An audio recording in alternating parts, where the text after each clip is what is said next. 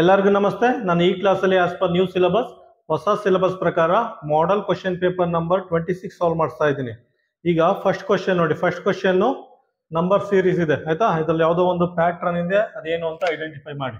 ನೋಡಿ ನಿಮ್ಗೆ ಗೊತ್ತಾಗುತ್ತೆ. ಈ ನಂಬರ್ ನೋಡಿ 4 2s 8 ಬಂತು ಆಯ್ತಾ. ಪುನಃ 4 3s 4 2s 8 4 3s 12 ಬಂತು.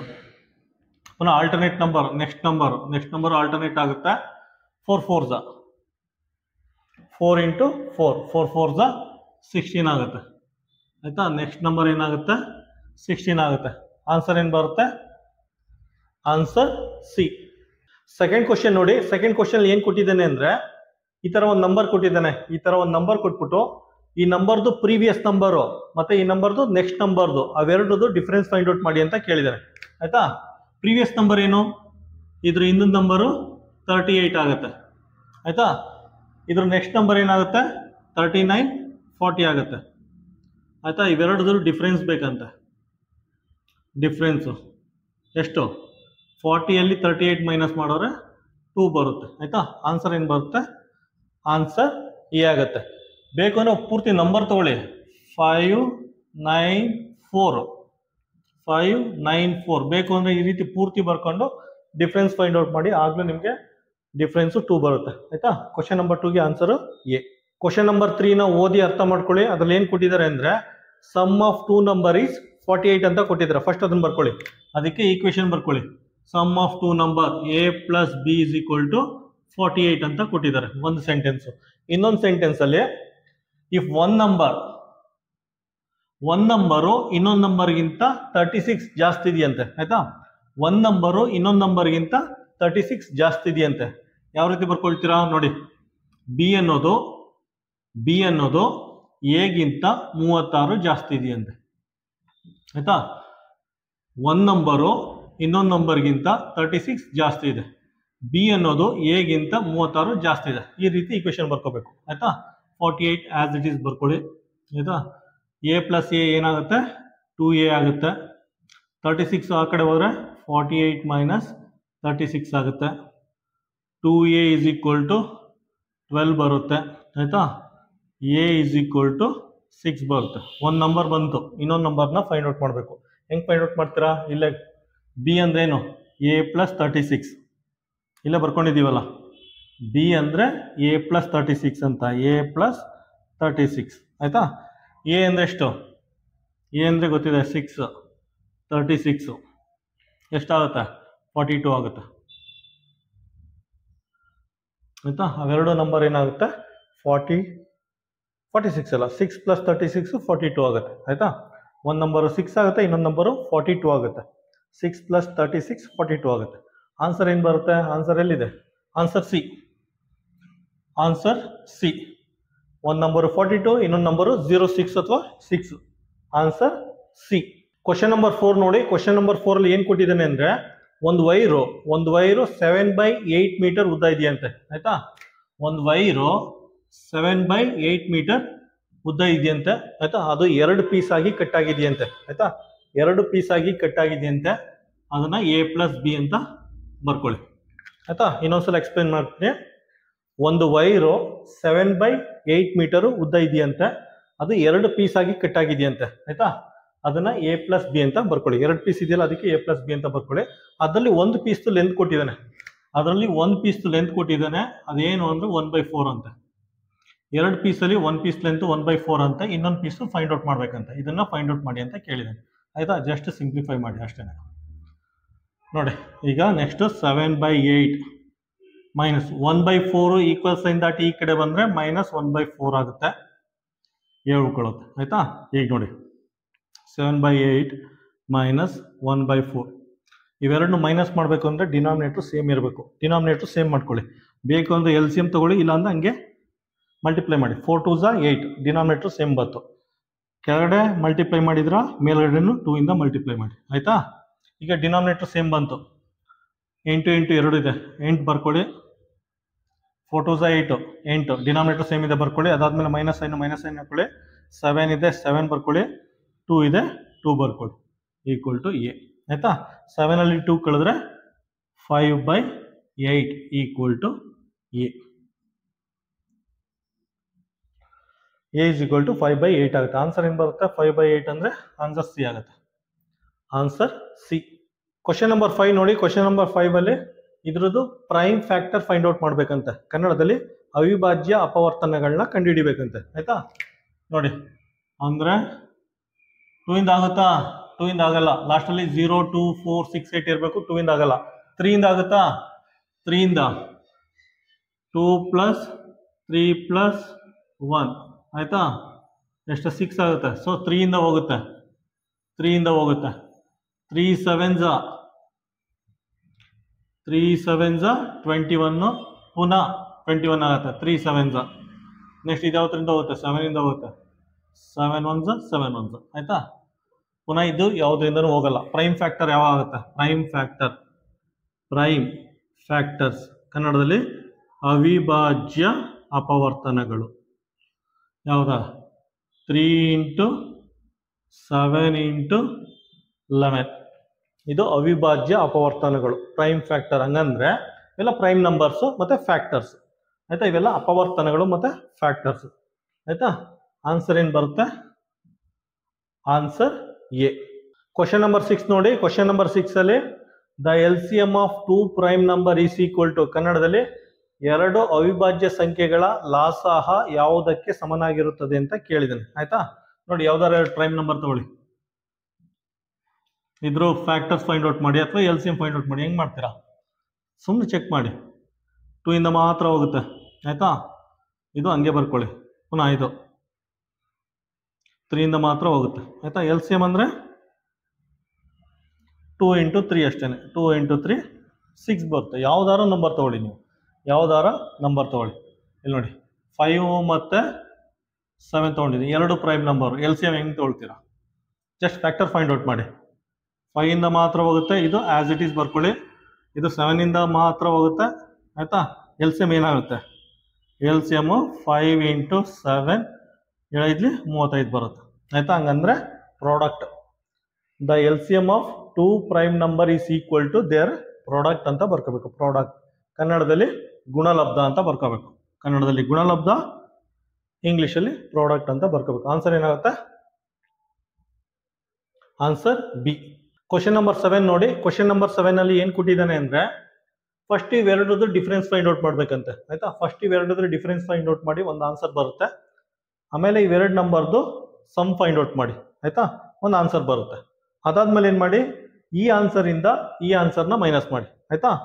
ಈ ಸಮ್ ಇಂದ ಈ ಡಿಫ್ರೆನ್ಸ್ ಇದೆಯಲ್ಲ, ಈ ಡಿಫ್ರೆನ್ಸ್ ಆನ್ಸರ್ ಇದನ್ನ ಮೈನಸ್ ಮಾಡಿ, ನಿಮಗೆ ಫೈನಲ್ ಆನ್ಸರ್ ಸಿಗುತ್ತೆ.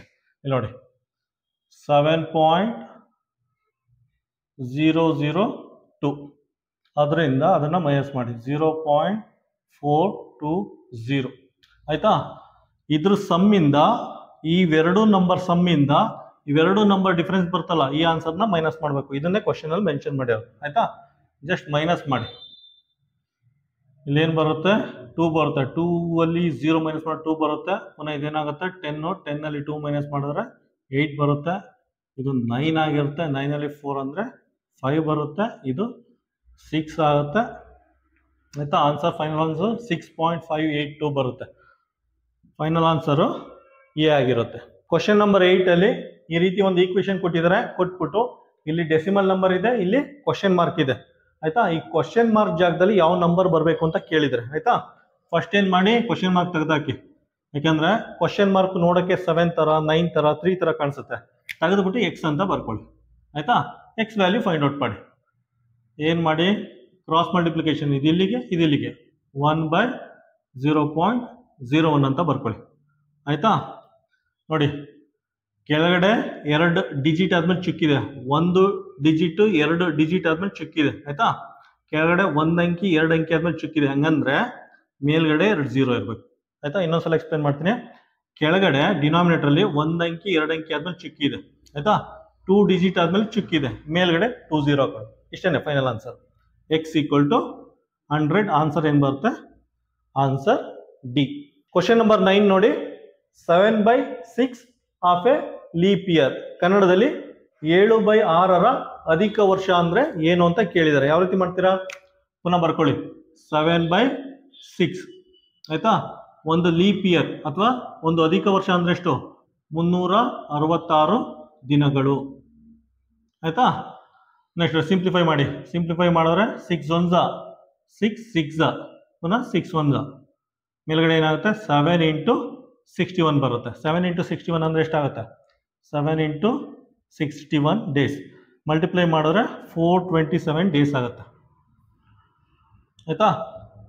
7/6 ಆಫ್ ಎ ಲೀಪ್ ಇಯರ್ ಅಂದ್ರೆ 427 ಡೇಸ್ ಆಗುತ್ತೆ. ಅದ್ರ ಆನ್ಸರ್ ಅಲ್ಲಿ ಡೇಸ್ ಅಲ್ಲಿ ಕೊಟ್ಟಿಲ್ಲ, ವೀಕ್ಸ್ ಅಲ್ಲಿ ಕೊಟ್ಟಿದ್ದಾನೆ. ವೀಕ್ಸ್ ಅಲ್ಲಿ ಕೊಟ್ಟಿದ್ದಾನೆ ಅಂದ್ರೆ ಕನ್ವರ್ಟ್ ಮಾಡಿ ವೀಕ್ಗೆ. 427 ಡಿವೈಡೆಡ್ ಬೈ 7 ಅಂದ್ರೆ ಎಷ್ಟಾಗುತ್ತೆ? 7 6 42 7 1 ಆಯ್ತಾ. ಏನು ಬರುತ್ತೆ ಆನ್ಸರ್? 61 ವೀಕ್ಸ್ ಬರುತ್ತೆ. 61 ವೀಕ್ಸ್ ಅಂದ್ರೆ ಆನ್ಸರ್ ಸಿ ಆಗಿರುತ್ತೆ. ಕ್ವಶನ್ ನಂಬರ್ 10 ಅಲ್ಲಿ ಈ ರೀತಿ ಎಕ್ಸ್ಪ್ರೆಷನ್ ಕೊಟ್ಬಿಟ್ಟು ಸಿಂಪ್ಲಿಫೈ ಮಾಡಿ ಅಂತ ಕೇಳಿದ್ದಾರೆ ಆಯ್ತಾ. ಫಸ್ಟ್ ಇದನ್ನ ನೋಡಿ, ಫಸ್ಟ್ ಇದನ್ನ ಆ್ಯಡ್ ಮಾಡಿ. ಇಷ್ಟನ್ನ ಆ್ಯಡ್ ಮಾಡಿ 400 450 455 ಏನಾಗುತ್ತೆ? 455 ಆಗುತ್ತೆ ಆಯ್ತಾ. ಇದು ನೋಡಿ ಕೇರ್ಫುಲ್ ಆಗಿ, ಪ್ಲಸ್ ಇದೆ ಪ್ಲಸ್ ಹಾಕೊಂಡಿದ್ದೀನಿ, ಮೇಲ್ಗಡೆ 2 ಇದೆ 2 ಬರ್ಕೊಳ್ಳಿ ಆಯ್ತಾ. ಕೆಳಗಡೆ 2 0 ಇದೆ, 2 ಕೋಳಿ ಮೊಟ್ಟೆ ಇದೆ. 2 ಕೋಳಿ ಮೊಟ್ಟೆ ಇದ್ರೆ 1 2 ಅಂಕಿ ಆದ್ಮೇಲೆ ಚುಕ್ಕಿ ಇಡಬೇಕು ಆಯ್ತಾ. ಕೆಳಗಡೆ 2 ಕೋಳಿ ಮೊಟ್ಟೆ ಐತೆ, 2 ಕೋಳಿ ಮೊಟ್ಟೆ ಇದ್ರೆ 1 ಡಿಜಿಟ್ 2 ಡಿಜಿಟ್ ಆದ್ಮೇಲೆ ಚುಕ್ಕಿ ಇಡಬೇಕು. ನೆಕ್ಸ್ಟ್ ಪ್ಲಸ್ ಇದೆ ಪ್ಲಸ್ ಬರ್ಕೊಳ್ಳಿ, 8 ಇದೆ 8 ಬರ್ಕೊಳ್ಳಿ. ನ್ಯೂಮರೇಟರ್ ಏನಿದೆ ಅದನ್ನ ಫಸ್ಟ್ ಬರ್ಕೊಳ್ಳಿ. ಅದಾದ್ಮೇಲೆ ಕೆಳಗಡೆ 3 ಕೋಳಿ ಮೊಟ್ಟೆ ಐತೆ, ಕೆಳಗಡೆ 3 ಕೋಳಿ ಮೊಟ್ಟೆ ಇದ್ರೆ ಮೇಲ್ಗಡೆ 1 2 3 ಡಿಜಿಟ್ ಆದ್ಮೇಲೆ ಚುಕ್ಕಿ ಇಡಬೇಕು ಆಯ್ತಾ. ಕೆಳಗಡೆ 3 ಕೋಳಿ ಮೊಟ್ಟೆ ಐತೆ, 3 ಡಿಜಿಟ್ ಆದ್ಮೇಲೆ ಚುಕ್ಕಿ ಇಡಬೇಕು. ನೆಕ್ಸ್ಟ್ ಆ್ಯಡ್ ಮಾಡಿ. ಇದನ್ನ ಹಿಂಗೆ ಡೈರೆಕ್ಟಾಗಿ ಆ್ಯಡ್ ಮಾಡೋಕ್ಕಾಗಲ್ಲ, ಕನ್ಫ್ಯೂಸ್ ಆಗುತ್ತೆ. ಈ ರೀತಿ ಬರ್ಕೊಳ್ಳಿ, 455.0 ಅಂತ ಬರ್ಕೊಳ್ಳಿ, ಏನಿಲ್ಲ ಅಂದರೆ 0. ನೆಕ್ಸ್ಟ್ ಚುಕ್ಕಿ ಇದೆ, ಚುಕ್ಕಿ ಹಾಕೊಳ್ಳಿ. ರೈಟ್ ಹ್ಯಾಂಡ್ ಸೈಡು 02 ಇದೆ, 02 ಬರ್ಕೊಳ್ಳಿ. ನೆಕ್ಸ್ಟ್ ಚುಕ್ಕಿ ಇದೆ, ಚುಕ್ಕಿ ಬರ್ಕೊಳ್ಳಿ. ರೈಟ್ ಹ್ಯಾಂಡ್ ಸೈಡು 008 ಇದೆ ಆಯಿತಾ. ಆ್ಯಡ್ ಮಾಡಿ, 8 ಬರುತ್ತೆ, 2 ಬರುತ್ತೆ, 0 ಬರುತ್ತೆ, ಚುಕ್ಕಿ ಇದೆ, ಇದು 455 ಬರುತ್ತೆ ಆಯ್ತಾ. ಆನ್ಸರ್ ಏನು ಬರುತ್ತೆ? Answer B. Answer B. Question number 11 ನೋಡಿ. ಕ್ವಶನ್ ನಂಬರ್ 11 ಅಲ್ಲಿ 60 ಡಿಗ್ರಿ ಆಂಗಲ್ ಕೊಟ್ಟಿದ್ದಾರೆ. 60 ಡಿಗ್ರಿ ಆಂಗಲ್ ಕೊಟ್ಬಿಟ್ಟು ಅದು ಯಾವ ಆಂಗಲ್ ಅಂತ ಕೇಳಿದ್ದಾರೆ ನೋಡಿ. ಅಕ್ಯೂಟು, ಅಬ್ಟ್ಯೂಸು, ರೈಟ್ ಆಂಗಲ್, ಸ್ಟ್ರೈಟ್ ಆಂಗಲ್. ಯಾವ ಆಂಗಲ್ ನೋಡಿ? Straight angle. ಸ್ಟ್ರೈಟ್ ಆಂಗಲ್ ಅಥವಾ ಸರಳ ಕೋನ ಅಂದ್ರೆ ಎಕ್ಸಾಕ್ಟ್ 180 ಡಿಗ್ರಿ ಇರಬೇಕು ಆಯ್ತಾ. ಎಕ್ಸಾಕ್ಟ್ 180 ಡಿಗ್ರಿ ಇದ್ರೆ ಅದನ್ನ ಸ್ಟ್ರೈಟ್ ಆಂಗಲ್ ಅಥವಾ ಸರಳ ಕೋನ ಅಂತ ಕರೀತಾರೆ. ರೈಟ್ ಆಂಗಲ್ ಅಥವಾ ಲಂಬ ಕೋನ ಅಂದ್ರೆ ಅದು ಎಕ್ಸಾಕ್ಟ್ 90 ಡಿಗ್ರಿ ಇರಬೇಕು ಆಯ್ತಾ. ಕರೆಕ್ಟಾಗಿ 90 ಡಿಗ್ರಿ ಇದ್ರೆ ಅದನ್ನ ರೈಟ್ ಆಂಗಲ್ ಅಥವಾ ಲಂಬ ಕೋನ ಅಂತ ಕರೀತಾರೆ. ಅಬ್ಟ್ಯೂಸ್ ಆಂಗಲ್ ಅಂದ್ರೆ 90 ಡಿಗ್ರಿಗಿಂತ ಜಾಸ್ತಿ ಇರಬೇಕು, 90 ಡಿಗ್ರಿಗಿಂತ ಜಾಸ್ತಿ ಇರಬೇಕು, ಮತ್ತೆ 180 ಡಿಗ್ರಿಗಿಂತ ಕಡಿಮೆ ಇರಬೇಕು ಆಯ್ತಾ. 180 ಡಿಗ್ರಿಗಿಂತ ಕಡಿಮೆ ಇರಬೇಕು ಆಯ್ತಾ. ಅಥವಾ 90ರಿಂದ 180 ಡಿಗ್ರಿ ರೇಂಜಲ್ಲಿ ಇರಬೇಕು. 90ರಿಂದ 180 ಡಿಗ್ರಿ ಒಳಗಡೆ ಇದ್ರೆ ಅದನ್ನ ಅಬ್ಟ್ಯೂಸ್ ಆಂಗಲ್ ಅಥವಾ ವಿಶಾಲ ಕೋನ ಅಂತ ಹೇಳ್ತಾರೆ ಆಯ್ತಾ. 90 ಡಿಗ್ರಿಗಿಂತ ಜಾಸ್ತಿ, 180 ಡಿಗ್ರಿಗಿಂತ ಕಡಿಮೆ, ಸರಿ ಇದೆ. ನೆಕ್ಸ್ಟ್ ಅಕ್ಯೂಟ್ ಆಂಗಲ್ ಅಂದ್ರೆ 0 ಇಂದ 90 ಡಿಗ್ರಿ ಒಳಗಡೆ ಇರಬೇಕು ಆಯ್ತಾ. 0 ಡಿಗ್ರಿಗಿಂತ ಜಾಸ್ತಿ ಇರಬೇಕು, 90 ಡಿಗ್ರಿಗಿಂತ ಕಡಿಮೆ ಇರಬೇಕು ಆಯ್ತಾ. ಆ ಥರ ಇದ್ರೆ ಅದನ್ನ ಅಕ್ಯೂಟ್ ಆಂಗಲ್ ಅಥವಾ ಲಘು ಕೋನ ಅಂತ ಕರೀತಾರೆ ನೋಡಿ. 60 ಡಿಗ್ರಿ ಇಲ್ಲಿ ಬರುತ್ತೆ, 60 ಡಿಗ್ರಿ ಇಲ್ಲಿ ಬರುತ್ತೆ, 0 to 90 ಡಿಗ್ರಿ ರೇಂಜಲ್ಲಿ ಬರುತ್ತೆ. ಸೊ ಆನ್ಸರ್ ಏನಾಗುತ್ತೆ?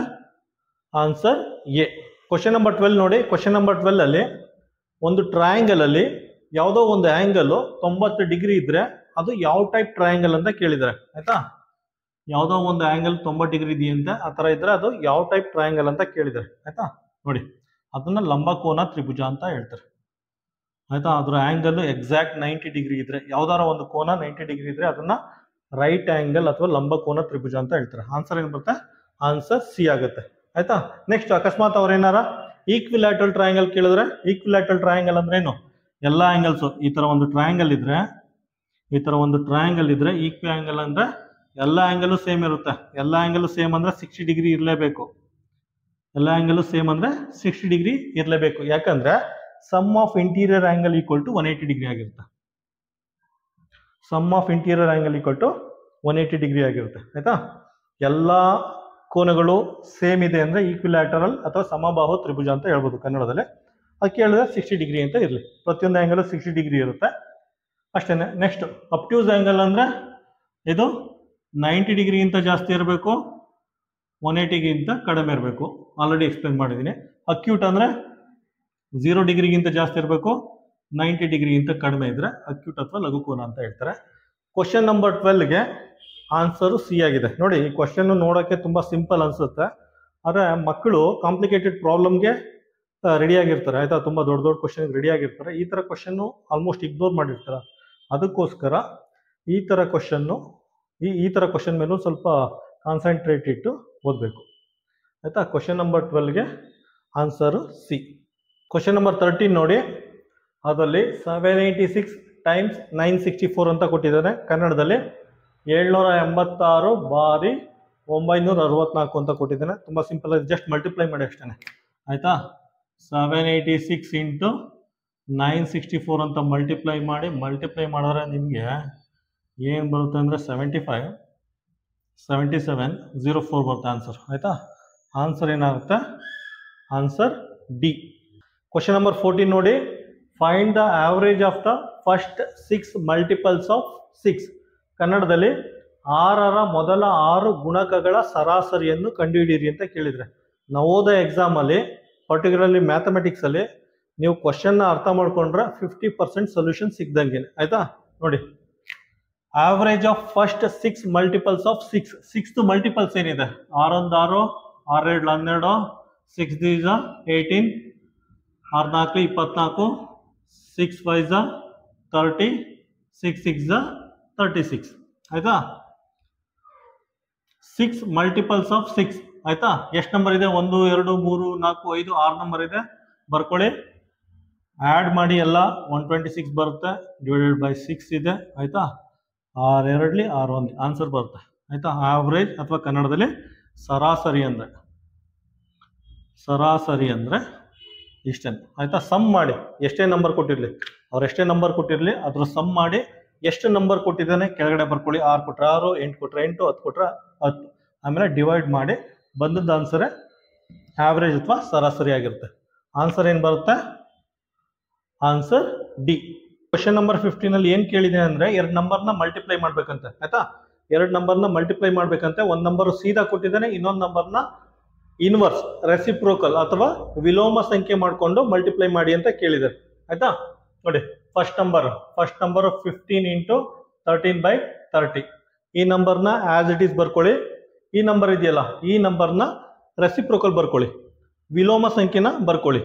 ಫಸ್ಟ್ ಇದೆ ನೋಡಿ, ಮಿಕ್ಸ್ಡ್ ಫ್ರಾಕ್ಷನ್ನ ಇಂಪ್ರಾಪರ್ ಫ್ರಾಕ್ಷನ್ ಆಗಿ ಕನ್ವರ್ಟ್ ಮಾಡಿ. ಡಿನಾಮಿನೇಟರ್ ಏನಿದೆ? 30 ಇದೆ, 30 ಬರ್ಕೊಳ್ಳಿ. ನೆಕ್ಸ್ಟು 15 × 30, 15 × 30 + 13 ಆಯ್ತಾ. 15 × 30 ಅಂದ್ರೆ ಏನು? 450 ಆಗುತ್ತೆ. ಇದೇನಾಗುತ್ತೆ? 450 ಆಗುತ್ತೆ. ಇದನ್ನ ಮಲ್ಟಿಪ್ಲೈ ಮಾಡಿದ್ರೆ 450 ಬರುತ್ತೆ, ಪ್ಲಸ್ 13 ಮಾಡಿ ಡೈರೆಕ್ಟ್ ಆನ್ಸರ್ ಬರ್ಕೋತೀನಿ. 15 × 30 ಅಂದರೆ 450 ಆಗುತ್ತೆ, ಪ್ಲಸ್ 13 ಮಾಡಿ ಏನಾಗುತ್ತೆ? 463 ಡಿವೈಡೆಡ್ ಬೈ 30 ಬರುತ್ತೆ. ಈ ನಂಬರ್ನ ಮಿಕ್ಸ್ಡ್ ಫ್ರಾಕ್ಷನ್ನ ಕನ್ವರ್ಟ್ ಮಾಡಿದ್ರೆ ಇಂಪ್ರಾಪರ್ ಫ್ರಾಕ್ಷನು 463/30 ಬರುತ್ತೆ ಆಯಿತಾ. ನೆಕ್ಸ್ಟ್ ಇದನ್ನು ಕನ್ವರ್ಟ್ ಮಾಡಿ.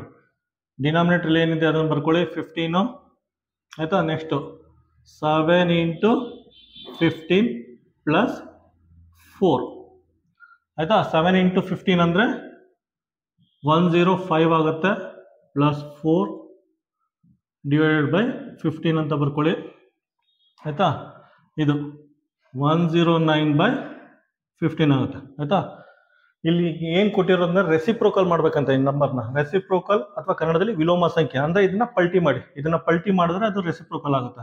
ಇದೇನಾಗುತ್ತೆ? 15/109 ಆಗುತ್ತೆ. ಇದು ರೆಸಿಪ್ರೋಕಲ್ ಅಥವಾ ಇನ್ವರ್ಸ್ ಅಂತಲೂ ಹೇಳ್ತಾರೆ. ಕೆಲವೊಂದು ಸಲ ಇನ್ವರ್ಸ್ ಅಂತಲೂ ಹೇಳ್ತಾರೆ. ಕನ್ನಡದಲ್ಲಿ ವಿಲೋಮ ಸಂಖ್ಯೆ ಅಂತ ಹೇಳ್ತಾರೆ ಆಯಿತಾ. ಈ ನಂಬರ್ದು ರೆಸಿಪ್ರೋಕಲ್ ಇನ್ವರ್ಸ್ ನಂಬರ್ ಇದು, ವಿಲೋಮ ಸಂಖ್ಯೆ ಇದು. ಈಗೇನು ಮಾಡಿ, ಈ ನಂಬರು ಮತ್ತು ಈ ನಂಬರ್ನ ಮಲ್ಟಿಪ್ಲೈ ಮಾಡಿ, ಅದನ್ನೇ ಕ್ವಶನ್ ಕೇಳಿರೋದು ಆಯಿತಾ.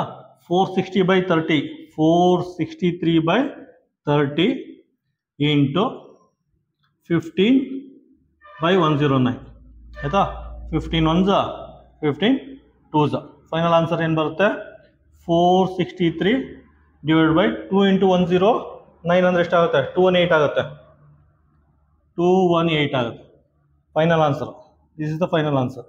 ಏನು ಬರುತ್ತೆ? ಫೈನಲ್ ಆನ್ಸರು ಎ ಆಗಿರುತ್ತೆ. ಕ್ವಶನ್ ನಂಬರ್ 16 ನೋಡಿ.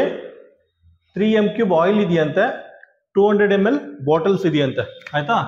3 m³ ಆಯಿಲ್ ಇದೆಯಂತೆ, 200 ml ಕೆಪಾಸಿಟಿ ಬಾಟಲ್ಸ್ ಇದೆಯಂತೆ ಆಯಿತಾ.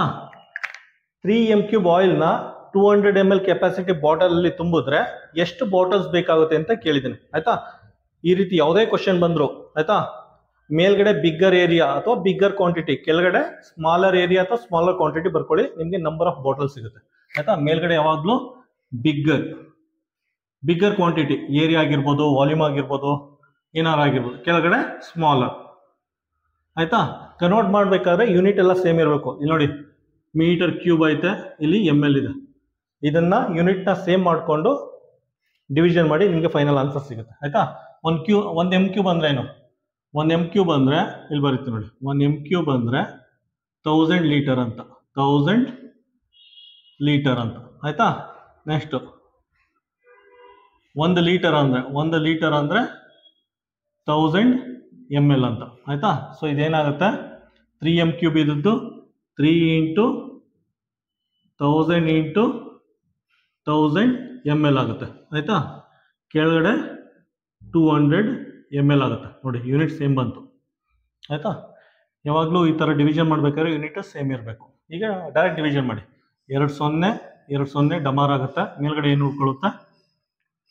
ಮೇಲ್ಗಡೆ 3 1 2 3 4 0 1 2 3 4 0 /2 ಉಳ್ಕೊಳುತ್ತೆ ಆಯಿತಾ.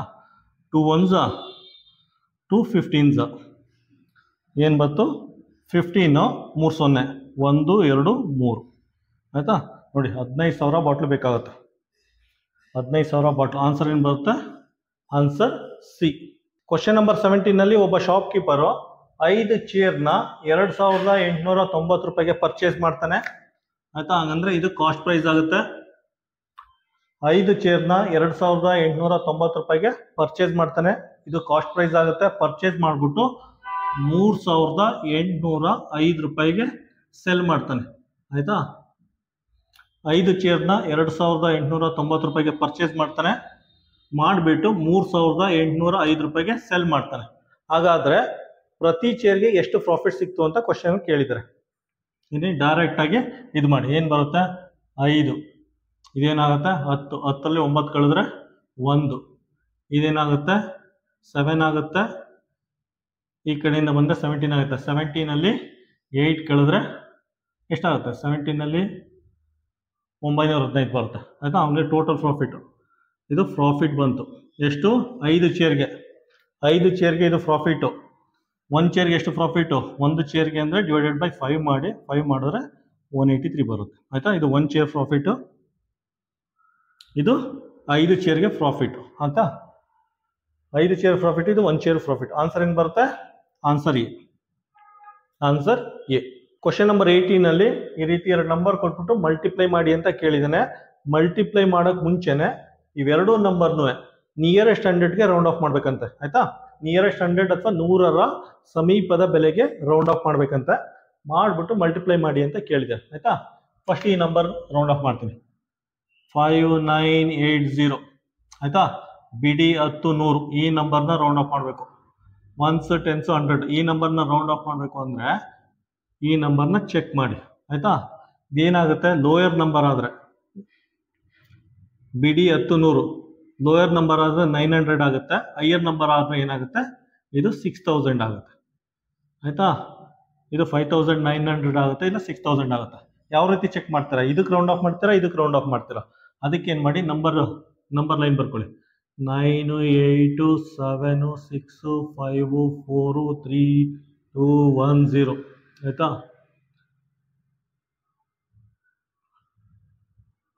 ನೋಡಿ ಈ ನಂಬರ್ನ ರೌಂಡ್ ಆಫ್ ಮಾಡ್ತಾ ಇದೀವಿ, ಈ ನಂಬರ್ನ ಚೆಕ್ ಮಾಡಿ, ಇದೇನಾದ್ರು ಈ ರೇಂಜಲ್ಲಿ ಇದ್ರೆ ಇಲ್ಲಿ ಬರ್ತಾ ಇದೆ, ಸೊ ಇದನ್ನ ಹೈಯರ್ ನಂಬರ್ಗೆ ರೌಂಡ್ ಆಫ್ ಮಾಡಿ ಆಯ್ತಾ. ಇದೇನಾಗುತ್ತೆ 6000 ಆಗುತ್ತೆ. ನೆಕ್ಸ್ಟ್ 4 to 8ನ ರೌಂಡ್ ಆಫ್ ಮಾಡಬೇಕು ಆಯ್ತಾ. ಯಾವ ಪ್ಲೇಸ್ಗೆ ರೌಂಡ್ ಆಫ್ ಮಾಡಬೇಕಾಗುತ್ತೋ 100 ಅಥವಾ 100 ಸ್ಥಾನಕ್ಕೆ, ಬಿಡಿ 10 100 ಇದಕ್ಕೆ ರೌಂಡ್ ಆಫ್ ಮಾಡಬೇಕು. ರೌಂಡ್ ಆಫ್ ಮಾಡೋರು ಏನಾಗುತ್ತೆ, ಇದು 400 ಆಗುತ್ತೆ ಅಥವಾ 500 ಆಗುತ್ತೆ. 400 ಅಥವಾ 500 ಹೆಂಗೆ ಚೆಕ್ ಮಾಡ್ತೀರಾ, ಈ ನಂಬರ್ನ ರೌಂಡ್ ಆಫ್ ಮಾಡಬೇಕು ಅಂದರೆ ಈ ನಂಬರ್ನ ಚೆಕ್ ಮಾಡಬೇಕು. ಈ ನಂಬರ್ನ ಚೆಕ್ ಮಾಡಿ ನೋಡಿ, ನಂಬರ್ ರೇಂಜು ಈ ರೇಂಜಲ್ಲಿ ಬರ್ತದೆ, 0 ಇಂದ 4ಗೆ ಇಲ್ಲಿ ಬರ್ತಾ ಇದೆ ನಂಬರ್ ರೇಂಜ್ ಆಯ್ತಾ. ಇದನ್ನ ಲೋಯರ್ ನಂಬರ್ಗೆ ರೌಂಡ್ ಆಫ್ ಮಾಡಿ. ಲೋಯರ್ ನಂಬರ್ ಅಂದರೆ 400ಗೆ ಆಗುತ್ತೆ ಆಯ್ತಾ. ಲೋಯರ್ ನಂಬರ್ ಅಂದರೆ 400 ಆಗುತ್ತೆ ಆಯ್ತಾ. ಈಗ ಎರಡನ್ನೂ ಮಲ್ಟಿಪ್ಲೈ ಮಾಡಿ. ಮಲ್ಟಿಪ್ಲೈ ಮಾಡೋರು ಹೆಂಗೆ ಮಾಡ್ತೀರಾ, ಮಲ್ಟಿಪ್ಲೈ ಅಂದರೆ ಸಿಂಪಲ್ ಆಗಿದೆ, 6000 ಇಂಟು 400 ಆಯಿತಾ. 4 24, 3 0 2 0 5 0 ಇದೆ, 1 2 3 4 5 0 ಇದೆ ಆಯಿತಾ. ಆನ್ಸರ್ ಏನು ಬರುತ್ತೆ, ಆನ್ಸರ್ ಸಿ. ಕ್ವಶನ್ ನಂಬರ್ 19 ನೋಡಿ. ಕ್ವಶನ್ ನಂಬರ್ 19ನಲ್ಲಿ ಈ ರೀತಿ ಒಂದು ಫಿಗರ್ ಕೊಟ್ಟಿದ್ದಾನೆ ಆಯ್ತಾ. ಇದು ರೆಕ್ಟ್ಯಾಂಗಲ್ ಶೇಪ್ ಇದೆ, ಇದು ರೆಕ್ಟ್ಯಾಂಗಲ್ ಶೇಪ್ ಇದೆ, ಇದು ಒಳಗಡೆ ಸ್ಕ್ವೇರ್ ಶೇಪ್ ಅಲ್ಲಿ ಇದೆ ಆಯ್ತಾ. ಶೇಡೆಡ್ ಏರಿಯಾ ಫೈಂಡ್ ಔಟ್ ಮಾಡಿ ಅಂತ ಕೇಳಿದ್ದಾನೆ. ಶೇಡೆಡ್ ಏರಿಯಾ ಯಾವ ರೀತಿ ಫೈಂಡ್ ಔಟ್ ಮಾಡ್ತೀರಾ ನೋಡಿ. ಫಸ್ಟು ದೊಡ್ಡ ರೆಕ್ಟ್ಯಾಂಗಲ್ ಇದೆಯಲ್ಲ, rectangle length into breadth 15 into length into breadth 8. ಅದರಲ್ಲಿ ಈ ಚಿಕ್ಕ ಓಪನ್ ಸ್ಪೇಸ್ನ ಮೈನಸ್ ಮಾಡಿ. ಇದು ಸ್ಕ್ವೇರ್ 4 ಇಂಟು 4 ಆಗುತ್ತೆ, 4 ಇಂಟು 4 ಆಯಿತಾ. 15 8 120, 4 16, ಮೈನಸ್ ಮಾಡೋರು ಎಷ್ಟು ಬರುತ್ತೆ, 104 ಮೀಟರ್ ಇದ್ದರೆ ಮೀಟರ್ ಸ್ಕ್ವೇರು, ಸೆಂಟಿಮೀಟರ್ ಸ್ಕ್ವೇರ್ ಇದ್ದರೆ ಸೆಂಟಿಮೀಟರ್ ಸ್ಕ್ವೇರ್. ಇದೇನಾಗುತ್ತೆ ಚದರ ಮೀಟರ್. ಆನ್ಸರ್ ಏನು ಬರುತ್ತೆ, ಆನ್ಸರ್ ಸಿ. ಕ್ವಶನ್ ನಂಬರ್ 20 ನೋಡಿ. ಕ್ವಶನ್ ನಂಬರ್ 20 ಏನು ಕೊಟ್ಟಿದ್ದಾನೆ ಅಂದರೆ ಒಂದು ಗ್ರಾಫ್ ಕೊಟ್ಟಿದ್ದಾನೆ. ಒಂದು ಗ್ರಾಫಲ್ಲಿ ಏನು ರೆಪ್ರೆಸೆಂಟ್ ಮಾಡುತ್ತೆ ಅಂದರೆ number of insect eaten by a bird in 4 days. Monday 1 2 3 4 5 group ಇನ್ಸೆಕ್ಟ್ನ ತಿಂದಿದೆ. ಟ್ಯೂಸ್ಡೇ 1 2 3 ಗ್ರೂಪು ಇನ್ಸೆಕ್ಟ್ನ ತಿಂದಿದೆ. ವೆನ್ಸ್ಡೇ 1 2 3 4 ಗ್ರೂಪ್ ಇನ್ಸೆಕ್ಟ್ನ ತಿಂದಿದೆ. ಒಂದು ಗ್ರೂಪಲ್ಲಿ ಎಷ್ಟು ಇನ್ಸೆಕ್ಟ್ ಇದೆ ಅಂತ ಕೊಟ್ಟಿಲ್ಲ ಅವರು. ಥರ್ಸ್ಡೇ 1 2 3 4 5 6 ಗ್ರೂಪ್ ಇನ್ಸೆಕ್ಟ್ನ ತಿಂದಿದೆ. ಆಮೇಲೆ ಇಲ್ಲಿ ಕೊಟ್ಟಿದೆ ನೋಡಿ, if bird eaten 60 insect in Monday ಆಯಿತಾ. ಮಂಡೇ ಎಷ್ಟು ತಿಂದಿದೆ ಅಂದರೆ ಮಂಡೇ 60 ಇನ್ಸೆಕ್ಟ್ನ ತಿಂದಿದೆಯಂತೆ, 60 ಇನ್ಸೆಕ್ಟ್ಸ್ನ ತಿಂದಿದೆಯಂತೆ ಆಯಿತಾ. ನೋಡಿ ಗ್ರೂಪ್ ಕ್ಯಾಲ್ಕುಲೇಟ್ ಮಾಡಿ. 1 2 3 4 5 ಸರ್ಕಲ್ ಇದೆ ಆಯಿತಾ. 5 ಸರ್ಕಲ್ ಇದೆ, 5 ಸರ್ಕಲ್ ಇದೆ ಅಂದರೆ 60 ಇನ್ಸೆಕ್ಟ್ ತಿಂದಿದೆ ಆಯಿತಾ. 1 2 3 4 5 ಸೋಮವಾರ 5 ಸರ್ಕಲ್ ಇದೆ, 5 ಸರ್ಕಲ್ ಅಂದರೆ 60 ಇನ್ಸೆಕ್ಟ್ ತಿಂದಿದೆ. ಒಂದು ಸರ್ಕಲ್ಗೆ ಏನಾಗುತ್ತೆ ಅಂತ ಆಯಿತಾ. ಒಂದು ಸರ್ಕಲ್ ಅಂದರೆ 60/5 ಅಂದರೆ ಎಷ್ಟಾಗುತ್ತೆ, 12 ಇನ್ಸೆಕ್ಟ್ ಅಂತ ಆಯಿತಾ. ಒಂದು ಸರ್ಕಲ್ ಅಂದರೆ 12 ಇನ್ಸೆಕ್ಟ್ ಅಂತ ಆಯಿತಾ. ಅದನ್ನು ಇಂಡೈರೆಕ್ಟಾಗಿ ಈ ರೀತಿ ಕೊಟ್ಟಿದ್ದಾರೆ, ನಾವು ಕ್ಯಾಲ್ಕುಲೇಟ್ ಮಾಡಬೇಕು ಆಯಿತಾ. ಒಂದು ಸರ್ಕಲ್ ಅಂದರೆ 12 ಇನ್ಸೆಕ್ಟ್ ತಿಂದಿದೆ ಅಂತ. ಥರ್ಸ್ಡೇ ಎಷ್ಟು ತಿಂದಿದೆ, ಥರ್ಸ್ಡೇ ಅಂದರೆ ಗುರುವಾರ 1 2 3 4 5 6 ಗ್ರೂಪ್ ತಿಂದಿದೆ, 6 ಗ್ರೂಪ್ ತಿಂದಿದೆ. ಒಂದು ಗ್ರೂಪು ಅಂದರೆ ಎಷ್ಟು ಇನ್ಸೆಕ್ಟು, 12, 12 ಆರ್ಲಿ ಎಷ್ಟಾಗುತ್ತೆ, 72 ಇನ್ಸೆಕ್ಟ್ ತಿಂದಿದೆ, 72 ಇನ್ಸೆಕ್ಟ್ ತಿಂದಿದೆ. ಆನ್ಸರ್ ಏನಾಗುತ್ತೆ, ಆನ್ಸರ್ ಸಿ ಆಗುತ್ತೆ ಆಯಿತಾ. ಕ್ವಶನ್ ನಂಬರ್ 20ಗೆ ಆನ್ಸರ್ ಸಿ ಆಗುತ್ತೆ.